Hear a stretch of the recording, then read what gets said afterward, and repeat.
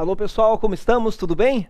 Aqui com vocês, professor Renato Baggio, eu estou aqui para a gente fazer a correção da nossa prova do Enem, né? Prova da parte de língua inglesa, uma prova muito interessante, uma prova que na verdade eu diria que ela teve uma característica de alguns textos fáceis e uma outra parte um pouco mais rebuscada. A gente tem ali um texto que nós vamos ver agora, um texto bastante difícil, mas o Enem seguiu o padrão que ele vem apresentando dentro da nossa disciplina de inglês, né? Então, as questões em inglês, questões sempre autênticas, o que isso quer dizer? Questões que são retiradas de fontes autênticas, né? Então o examinador pega uma questão de uma fonte autêntica, quer seja uma fonte da internet, uma fonte de um artigo científico, e elabora as questões em língua portuguesa relacionada aos textos, né? Então são 5 questões, cada uma com seus textos. Nós vamos dar uma olhadinha agora, vamos fazer a nossa correção, para aí você ter uma ideia de como você foi, se você fez uma análise correta ou não. E posteriormente, para o próximo ano, independente do seu resultado, estaremos aqui à disposição para fazer um preparatório bastante forte para você. Então vamos lá, vamos dar uma olhadinha na nossa questão? Fecha lá comigo, olha só. Nossa primeira questão da prova do Enem, a gente tem aqui um texto bem tranquilo, um texto que cobrou informação bem tirada, bem direto do texto. A gente vai fazer uma leitura aqui rápida para você ver do que ele fala, né? Então a gente tem ali em cima, é um texto que na verdade é uma figura, né, que ela foi recortada de uma fonte autêntica mesmo, e diz assim, ó, we feedback, né? Então lá em cima onde você tem aquela canequinha preta lá, gente, dá uma olhadinha, né? Deixa eu ir grifando aqui para você, ó. Lá em cima onde você tem aquela canequinha preta aqui, ó, ele tem um texto que já sugere do que ele vai falar. We feedback. Bom, feed é o verbo alimentar. Então, é como se fosse nós alimentamos de volta. Olha só essa parte aqui, ó, tá? About Global Feedback Calculator Blog. Então, é um blog que calcula essa questão de você alimentar de volta as pessoas no mundo. Como que é isso? Leia comigo porque ele vai explicar no texto do que se trata. Então, tanto lá em cima, essa parte aqui, como do título, tem a função de criar um teaser, uma curiosidade em você, que o próprio texto resolve. Dá uma olhadinha. What is we feedback all about? Ou seja, esse what is all about significa do que se trata. Então, o título todo pergunta do que se trata o we feedback. Então, mesmo que você não fizesse essa análise desse nome, ele vai explicar o que é esse we feedback. Legal? In the developed world, life puts tasty food on our plates all the time. French sausage, avocado, or chocolate cake. We all have our favorites. If we take just one of these things and give it back, or feed it back, we can help change the lives of hungry school children around the world. Fantástico, esse texto é muito bacana, né? É um texto que trabalha com essa questão de caridade. Vamos dar uma lidinha aqui e ver o que era para você ter entendido em português. Vamos lá? Ó, no mundo desenvolvido, né? Nós colocamos comida saborosa nos nossos pratos o tempo todo. Aí ele dá alguns exemplos, ó. Linguiça francesa, abacate ou bolo de chocolate. Ele deu exemplos aleatórios de alimentos, certo? Nós todos temos nossos favoritos, nossos alimentos favoritos, né? Se nós pegarmos, ó, if we take, então ele está cobrando aqui frases condicionais. Se nós cobrarmos só uma dessas coisas e dar de volta, e doar, né? Ou ele então chama assim de alimentar de volta. Então ele muda um pouco o termo, cria um neologismo, que é em vez de dar de volta, né, no sentido de doar, alimentar de volta. Ele diz, né? Nós podemos ajudar a mudar as vidas de crianças de escola famintas no mundo todo. Certo? E aí tem ali um exemplo, então, de uma pessoa que entrou nesse blog e fez isso, ó. My name is Kate Watts. Então é o nome da pessoa. Eu quero dividir o quê? Ó? I want to share. Ela pôs ali, como se ela tivesse preenchido dentro do blog, um prato de sushi. Eu geralmente pago $20, está aqui, né? Então ali a pessoa põe quanto ela geralmente paga e quantas porções, ó, servings são porções. Mais porções irão alimentar mais crianças. Então a Kate, que está aqui, ó, ela resolveu doar 3 porções, que fez um total de $60 de doação. Na verdade mesmo, né, gente? Isso aqui é o quê? Isso daqui é um site de doação que ele, se você for bem olhar no texto, ele está doando dinheiro, a Kate está doando dinheiro, mas que ela, em vez de ficar caracterizado que é doação de dinheiro, como se ela estivesse doando quanto ela gastaria para comer sushi. Legal? Então, bom, ficou bem claro isso aqui. Olha só a questão do Enem, que tranquila. A internet tem servido a diferentes interesses, ampliando muitas vezes o contato entre pessoas e instituições. Por exemplo, essa instituição desse blog aqui, né? Um exemplo disso é o site WeFeedback, no qual a internauta Kate Watts, então eles colocaram com que ela preencheu ali, né? O que ela fez, gente? Ela ajudou a comprar comida em promoção, ela inscreveu-se em um concurso, ela fez doação para caridade, ela participou de pesquisa de opinião ou ela voluntariou-se para trabalho social? Gente, essa era uma questão de nível fácil em que a gente constata que a correta realmente é a letra B, é a letra C. Ela fez doação para caridade, na forma de como se estivesse doando um prato de sushi, na verdade 3 pratos, tudo bem? É uma outra maneira mais bonitinha de dizer que você pode estar fazendo doação sem ficar assim só falando de dinheiro. Legal? Bem interessante, a gente parte daí para um texto que na minha avaliação é um texto bastante difícil, tá? O texto If You Can't Master English, Try Globish, já começa no título cobrando alguns conhecimentos da gente. Primeiro que ele começa aqui com if, e o if vem lá do assunto de frases condicionais, também chamadas de if clauses. E aí ele pegou um neologismo, ele colocou no título o termo globish, que é a mistura de global com English. Então, é como se ele estivesse inventando uma palavra nova. E aí o título diz, se você não domina inglês, tente globish, que é como se fosse o inglês global. É mais ou menos isso, tá? Não existe uma tradução exata para o português, porque é um neologismo que ele criou dentro da língua inglesa. Vamos ler o texto, então, para a gente ver? Apesar de ser um texto não muito longo, ele não é um texto fácil. Leia comigo. Paris diz assim, It happens all the time. During an airport delay, the man on the left, a Korean perhaps, starts talking to the man opposite, who might be Colombian, and soon they are chatting away in what seems to be English. But the native English speaker sitting between them cannot understand a word. Bom, a gente nota aqui o uso bem interessante, olha aqui, ó, vamos marcar para você, o uso dos verbos modais, que são aqueles verbos auxiliares que têm essa característica do quê? Deixa eu só escrever aqui.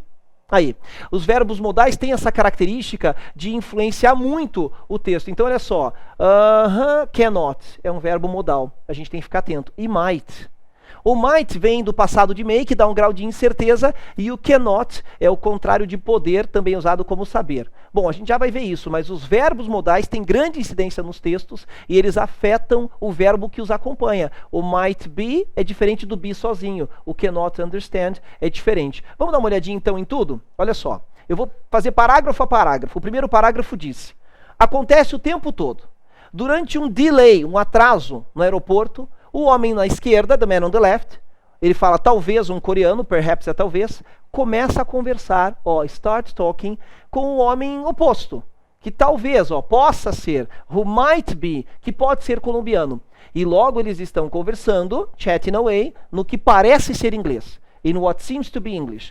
But, olha as conjunções aí, ó. Conjunção é assunto que cai muito. A gente vai organizar um curso aqui e você vai estudar assim cada conjunção, como elas afetam o texto. Não existe texto sem conjunção. Você tem que ter um repertório bacana de conjunções. Tá aqui uma, ó. Mas o nativo americano, the native English speaker, sentado entre eles, não pode entender nenhuma palavra. Então, gente, é mais ou menos o seguinte, olha só, vamos explicar essa situação. Você está num aeroporto e você é um nativo falante da língua inglesa. Você está sentado esperando lá o atraso do seu avião. E de repente o cara do lado, que ele supõe aqui ser um coreano, ele começa a conversar com o cara do outro lado seu, que é supostamente um colombiano. Na verdade ele citou assim, pode ser qualquer um. E eles começam a falar um tipo de inglês que você não entende. Você que é nativo da língua. Foi essa cena que ele pintou no primeiro parágrafo do texto. Legal? Vamos continuar lendo? Vamos lá, olha só. Aí ele diz, They don't know it, but the Korean and the Colombian are speaking Globish, the latest addition to the 6,800 languages that are said to be spoken across the world.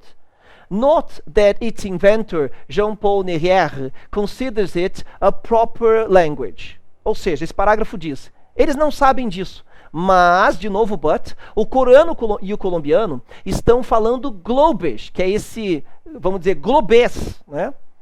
Que é a última adição às 6.800 línguas que são ditas serem faladas pelo mundo todo. Então, passou a ser um novo idioma isso. Não que o seu inventor, o Jean-Paul Nerrière, considere ela como uma língua propriamente dita. Ele não considera. Abre aspas, é a opinião do cara que inventou esse Globish, dizendo, ele fala, It's not a language, it's a tool, he says. A language is the vehicle of a culture. Globish doesn't want to be that at all. It is a means of communication. Ou seja, ele fala, não é uma língua, é uma tool, é uma ferramenta. O Globish não é uma língua. Gente, ele foi taxativo disso no texto. E a gente tem que sempre estar atento a essas questões de informação extremista no texto. Quando eles falam tudo, nada, sempre, nunca, ou quando ele diz, ó, não é uma língua, é uma ferramenta. Ele explica, uma língua é o veículo de uma cultura. Globish não quer ser isso de maneira alguma. It is a means of communication, é um meio de comunicação, não é uma língua. Legal? Ele termina o texto dizendo, aqui é a parte mais difícil que você não precisava se ater. O Enem tem essa característica às vezes, gente, vamos trocar uma ideia aqui que é importante. O Enem ele tem uma característica às vezes que ele vai te cobrar algo que não necessariamente você precisa entender o texto todo, até porque é uma questão por texto. Então o parágrafo que eu vou ler agora com você para a gente terminar, ele é um parágrafo difícil que traz palavras que a gente não usa. Mas ele não interfere na resolução da questão. Por isso, uma boa dica, considerando que as questões do Enem são sempre em português, é você começar a questão, começar lendo a questão para daí ir para o texto, certo? Aí você já vai, automaticamente, seu cérebro já vai buscar a informação que te interessa e você percebe o que efetivamente é importante dentro do texto para você. A gente vai terminar a leitura, porque a gente peca pelo excesso aqui, mas não que esse último parágrafo você tivesse que entender inteiro. Vem comigo, olha só, ele diz assim, Nerrière doesn't see Globish in the same light as utopian efforts such as Cosmos, Volapük, Novio or staunch Esperanto. Nor it would be confused with barbaric Algol for algorithmic language. It is a sort of English light, a means of simplifying the language and giving it rules so that it can be understood by all. Gente, olha o que ele fala nesse parágrafo. O Nerrière não vê o Globish da mesma maneira que ele vê, por exemplo, outros esforços utópicos, tais como o Cosmos, de ser reconhecido como uma língua. O Volapük, né, que na verdade ele é uma junção de línguas aí, do inglês com línguas... o Volapük é uma junção do inglês com línguas romanas, né?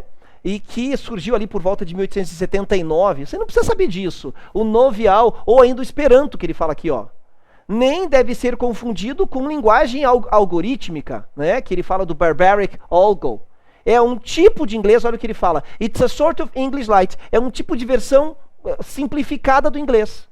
A means, uma maneira, a palavra means não está no plural, ela tem S, mas ela está no singular. É uma maneira, um meio de simplificar a língua e dar a ela regras para que elas possam ser entendidas por todos. Então, na verdade...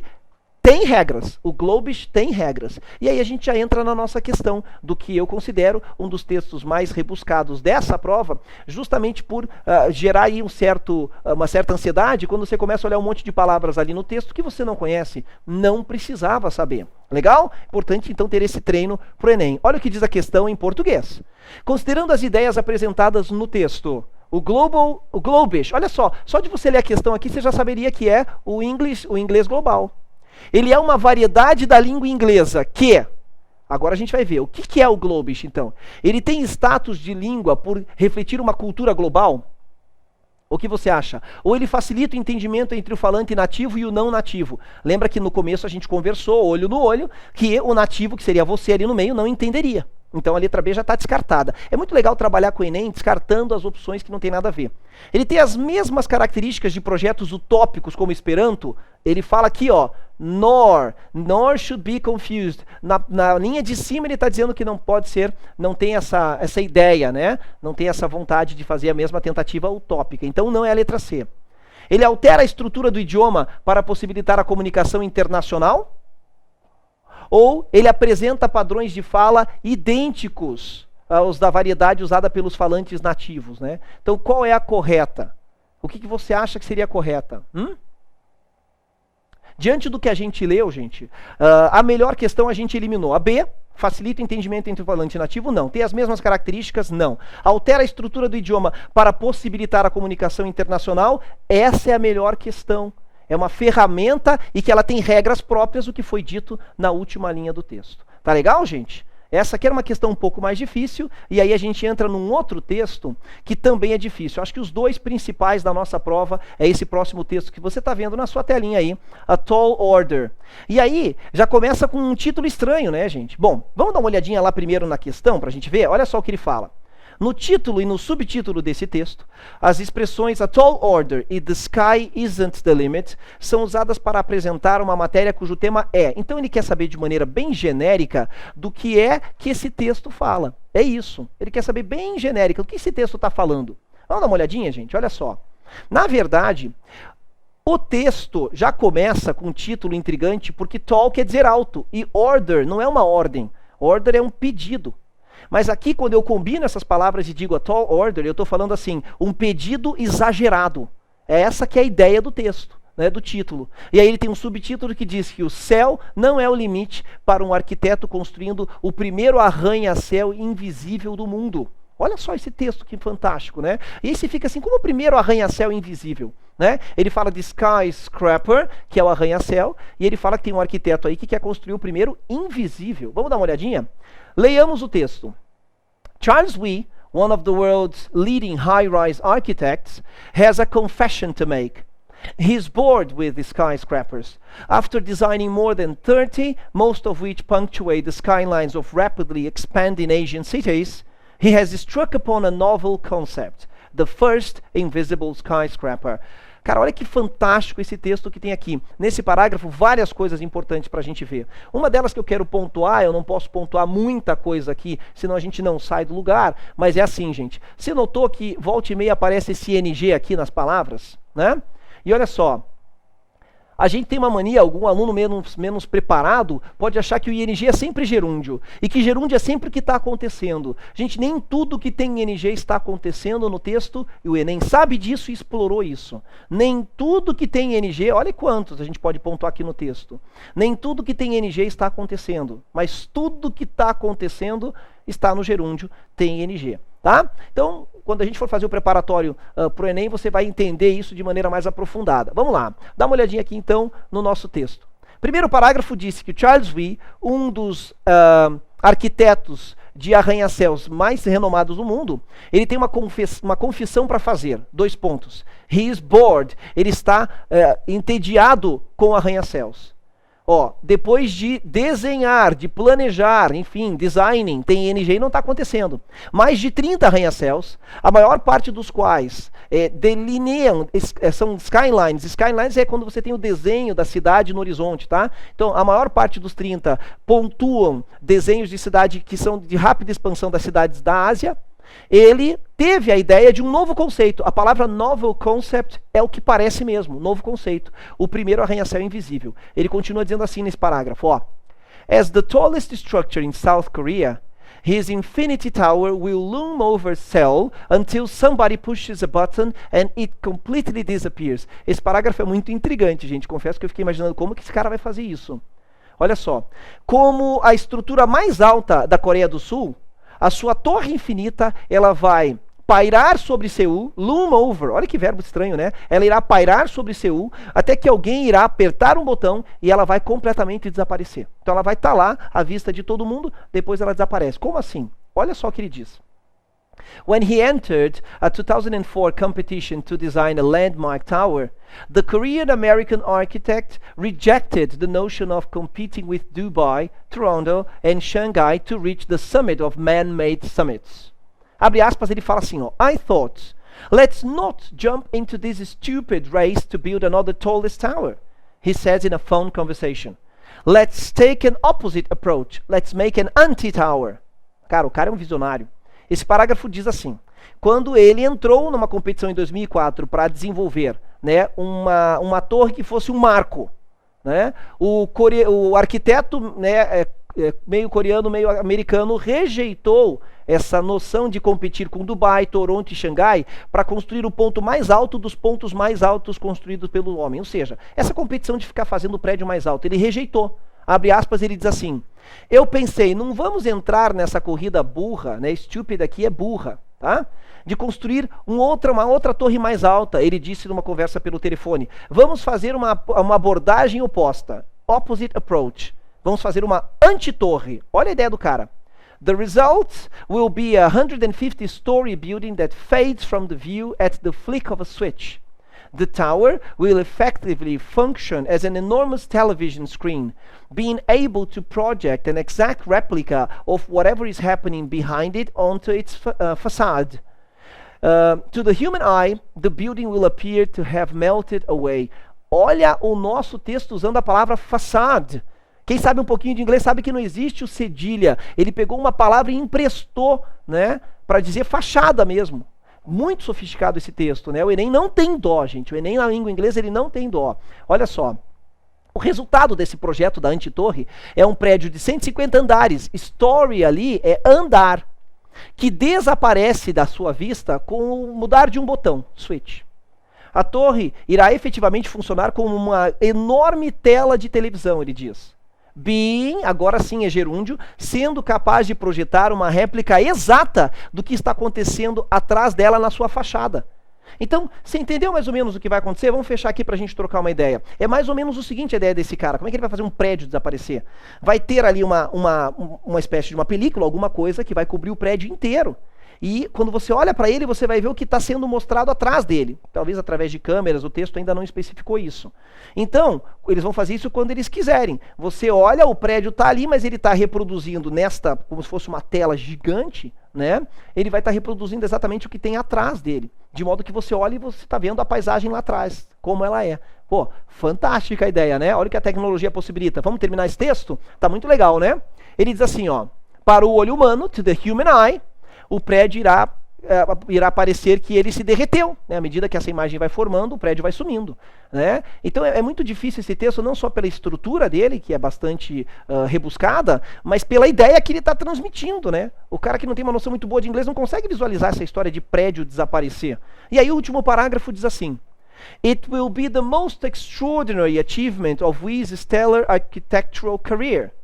After graduating from UCLA, he worked under Anthony Lumsden, a prolific Californian architect who helped devise the modern technique of wrapping buildings inside smooth glass skins. Agora a gente entende como que ele vai cobrir o prédio, ó.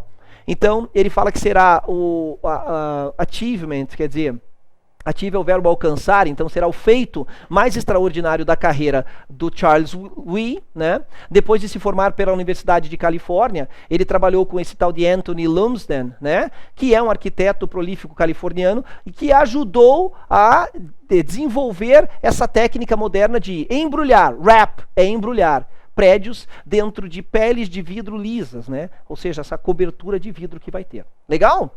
Poxa, bem interessante, né? Quando a gente entende, a gente vê que é uma coisa bastante legal. Dá até vontade de ir lá no Google, fuçar no nome desse cara e ver se esse projeto já tem alguma coisa para nos mostrar. Olha agora como o texto, apesar de rebuscado, a questão cobra o entendimento de maneira bem simplória. No título e no subtítulo desse texto, as expressões a tall order, que a gente traduziu como um pedido exagerado, e o céu não é o limite, são usadas para apresentar uma matéria cujo tema é... O tema são inovações tecnológicas usadas para a construção de um novo arranha-céu em Seul? Caramba, são inovações tecnológicas. E é para construir um arranha-céu. E é em Seul? É em Seul. Gente, de cara já é a letra A. Não é confissão de um arquiteto, o texto não fala isso, e nem o título. Olha o enunciado. O enunciado é muito importante no Enem. O enunciado não sugere isso. Técnicas a serem estabelecidas para a construção de prédios na Califórnia. Não, ele não fala de construir nada na Califórnia. Não pode ser a letra D, que não é uma competição, ele justamente sai desse viés. O Charles Wee, ele fala que ele não quer mais competir para construir o mais alto. Então o texto vai justamente no sentido contrário. E a última que diz que a construção de altas torres de apartamentos nas grandes metrópoles da Ásia, não se fala da construção de altas torres, se fala na construção de um único prédio. Tá legal, gente? E aí, a gente já está aí caminhando para as nossas duas últimas questões. Aqui, gente, olha, mestres da guerra. Esse texto é muito interessante e ele trabalha de maneira um pouco mais intuitiva. Vamos ver a questão? Na letra da canção Masters of War, que são mestres da guerra, há questionamentos e reflexões que aparecem na forma de protesto contra o quê? Gente, sem ler o texto já dá para ter uma ideia do que alguém protestaria contra a guerra. Não é verdade? Mas vamos dar uma lida no texto para você ver o que ele fala. Dessa vez eu leio ele inteiro, depois a gente traduz ele inteiro, tá bom? Come, you masters of war, you that build all the guns, you that build the death planes, you that build all the bombs, you that hide behind walls, you that hide behind desks. I just want you to know I can see through your masks. You that never done nothing but build to destroy. You play with my world like it's your little toy. You put a gun in my hand and you hide from my eyes and you turn and run farther when the fast bullets fly. Like Judas of old, you lie and deceive. A world war can be won, you want me to believe. But I see through your eyes and I see through your brain. Like I see through the water that runs down my drain. Um pouco de rima, enfim, é uma música, né? E a letra é muito forte, gente, olha só. Ele fala: venham seus mestres da guerra, né? Vocês que constroem todas as armas. Vocês. E aí a gente tem aqui no meio esse that que é pronome relativo, né? Então tem uma pausa entre o you e o that. Se você não faz essa pausa, como eu li, você não entende o que está sendo dito, né? Você que constrói aviões da morte, vocês que constroem todas as bombas, vocês que se escondem atrás de paredes, vocês que se escondem atrás de desks, de escrivaninhas. Ou seja, ele está criticando as pessoas que mandam os outros lá para guerrear e só ficam lá atrás, né, sem botar a cara a tapa, certo? Eu só quero que vocês saibam, ele fala no primeiro parágrafo ainda, que eu posso ver através das suas máscaras, né? Vocês que nunca fizeram nada, olha aqui, ó. Mas construir para destruir. Vocês brincam com o meu mundo, né, como se fosse o seu pequeno brinquedo. Vocês põem uma arma na minha mão e vocês se escondem dos meus olhos. E vocês se viram e correm para longe quando as balas, os projéteis, voam rápido, né? Como um Judas velho. Olha só o que ele fala. Vocês mentem e enganam. Uma guerra mundial pode ser vencida. Vocês querem que eu acredite, né? Então eles falam, dá para vencer a guerra, enfim, né? E eles querem que os soldados acreditem. Mas eu vejo através dos seus olhos e eu vejo através do seu cérebro. Como eu vejo através da água que corre pelo esgoto, enfim, né? That runs down my drain. Drain também significa dreno, significa esgoto, enfim, ele consegue ver pela água, ele dá essa ideia. Ou seja, ele dá a ideia de que ele consegue ver claramente o que estão fazendo aqueles que só decidem e mandam e não estão na frente de batalha. Ora, então o que acontece aqui? Vamos analisar agora essa questão. Na letra da canção Masters of War, há questionamentos e reflexões que aparecem na forma de protesto. Contra o quê? Esses protestos, a letra inteira é um protesto. É contra o envio de jovens à guerra para promover a expansão territorial dos Estados Unidos? Gente, o Enem é uma prova interessante para você fazer como? Leva isso em consideração, por eliminatória dos itens que nada tem a ver com o texto. Eu tenho uma máxima que você pode levar consigo, inclusive para vestibulares e concursos públicos, para tudo. Em qualquer prova de concurso, de seja lá do que for de inglês, que engloba a parte de interpretação textual, sempre só se pode levar em consideração aquilo que é dito no texto. Então faz sempre o procedimento contrário. É assim, ó. Aquilo que o texto não fala é falso. Mesmo que lá no mundo real seja verdadeiro. Eu sei que lá na vida real, mas não importa. As perguntas são relativas ao texto. O que o texto não fala é falso. O que o texto não fala é falso. É a melhor maneira que você tem de eliminar itens que às vezes parecem corretos e você fica assim... Gente, a prova de interpretação de língua estrangeira nunca é uma prova muito interpretativa. Ela é uma prova de decodificação. Ou seja, tem que decodificar o que o texto diz e se está no texto é verdadeiro, se não está é falso. Mas eu concluí que... A prova não quer saber o que a gente conclui, o que a gente infere, o que a gente deduz. Legal? Fica essa dica para você. Então vamos lá, olha só. Então na letra A, fecha lá na sua provinha, não fala de expansão territorial dos Estados Unidos. Legal? Olha a letra B. É um protesto contra o comportamento dos soldados norte-americanos nas guerras de que participam? Ele não falou dos comportamentos dos caras, se eles se comportam bem ou mal, se eles obedecem, desobedecem. Está errado. Letra C. É um protesto contra o sistema que recruta soldados para guerras motivadas por interesses econômicos? Opa! Parece interessante esse. Porque quando ele diz, eu sei o que vocês estão fazendo por trás das escrivaninhas, vocês que só mandam, vocês que fogem quando a coisa estoura para o seu lado, me parece bastante interessante a letra C, né? Eu marcaria. Vamos fazer por eliminatório o restante? Essa questão fala do desinteresse do governo pelas famílias dos soldados? Nem citou a palavra família de soldado. Tá errado. Olha como é bastante pontual, né? Você vai eliminando assim. Ou é a letra E. Esse texto protesta contra as forças armadas norte-americanas que enviaram homens despreparados para as guerras. Falou de enviar pessoas despreparadas? Não falou. Então, na verdade, a letra C realmente é a correta. Um sistema que recruta soldados para guerras motivadas por interesses econômicos. Gente, Enem é isso, vai eliminando. E aqui, uma questão bem curtinha para a gente fechar a nossa prova. Eu diria que essa questão de número 94 que a gente acabou de fazer é uma questão de nível médio para fácil. E essa última questão, gente, ela é bem tranquila. Tudo bem? A gente teve aí 2 textos pesados nessa prova. The Road Not Taken, by Robert Frost. Ou seja, a estrada que não foi tomada, que não foi pega, né, que não foi escolhida. Essa é a ideia desse título. Two roads diverged in a wood, and I took the one less traveled by. And that has made all the difference. Cara, como eu sintonizo com essa frase. Ele diz, 2 estradas divergiam num bosque, wood. E eu peguei aquela menos viajada, aquela que se passava menos, aquela que as pessoas escolhiam menos. E isso fez toda a diferença. É isso que diz essas 3 linhas, gente. Olha que legal. Bom, esses são os versos finais do famoso poema The Road Not Taken, do poeta americano Robert Frost. Levando-se em consideração que a vida é comumente metaforizada como uma viagem, esses versos indicam o quê? Uma questão mais subjetiva, certo? Mas indicam que o autor festeja o fato de ter sido ousado na escolha que fez em sua vida? O que você acha? Ele diz que ele escolheu a menos viajada, a menos escolhida, a estrada que era menos pega, e isso fez toda a diferença. Bom, me parece correta a letra A, mas vamos usar aquela técnica da gente fazer por eliminatória. Ele lamenta por ter sido um viajante que encontrou muitas bifurcações. No texto não fala que ele encontrou muitas bifurcações. Ele fala que são 2 estradas que divergiram. Então ele só fala de 2. Então está errada a letra B. Está dizendo que no texto o autor viaja muito pouco. Eu não vou nem ler o resto. Em algum momento fez alusão a quanto esse cara viaja? Já está errado no começo, desconsidera. Letra D. Esse cara reconhece que as dificuldades em sua vida foram todas superadas? Ele não fala de todas as dificuldades da vida e todas superadas. O que o texto não fala, eu considero falso.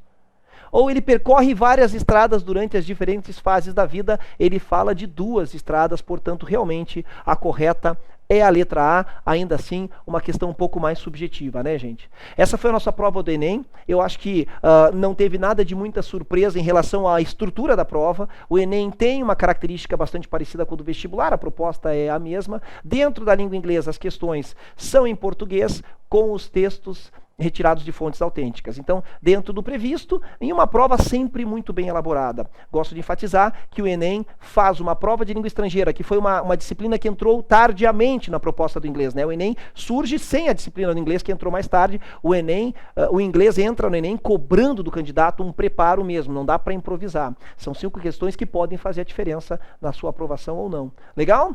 Precisando de qualquer coisa, estamos às ordens. Eu sou Renato Baggio, você me acha nas redes sociais, nos canais de YouTube, junto aqui com o pessoal do apoio. Um grande abraço para vocês e até o nosso próximo encontro. Tchau, tchau.